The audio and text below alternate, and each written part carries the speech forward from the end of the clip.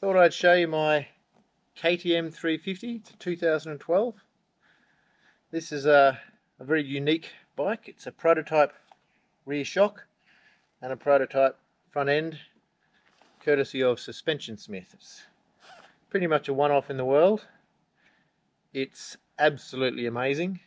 It's obviously set up for my weight and it goes anywhere. We've had a couple of pro level riders ride it, including Jeff Ballard and Ben Grabham, and both of them gave it a big thumbs up. And it's a pretty unique steed, and I just thought I'd take this opportunity to show you a few of the tweaks to it.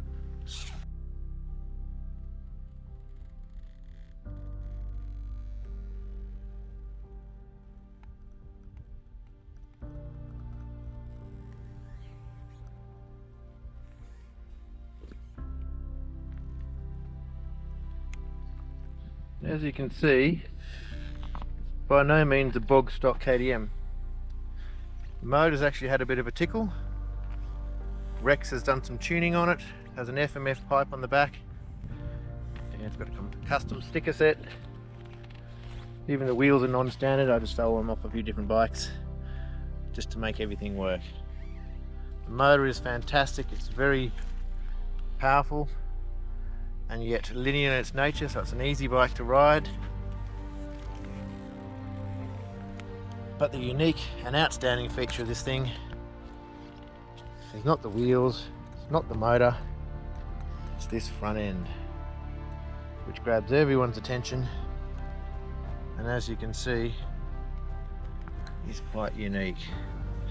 So, showing you some of the salient points here, you can see that the existing headstock has been cut off. We've added basically a mountain bike shock here, which becomes a bump stop.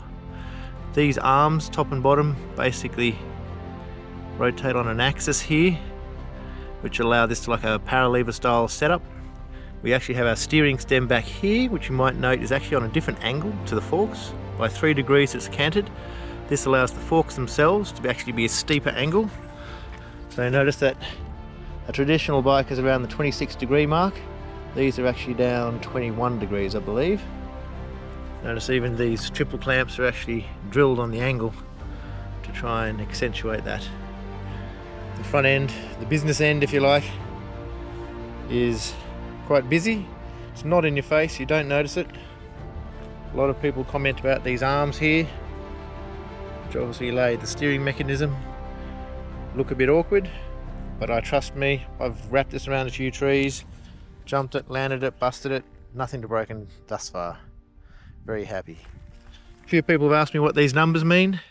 Basically this is an air fork. So we have on the bottom,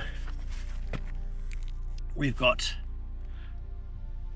a nipple to allow air to be pressurized, the bottom chamber, which effectively becomes the static sag.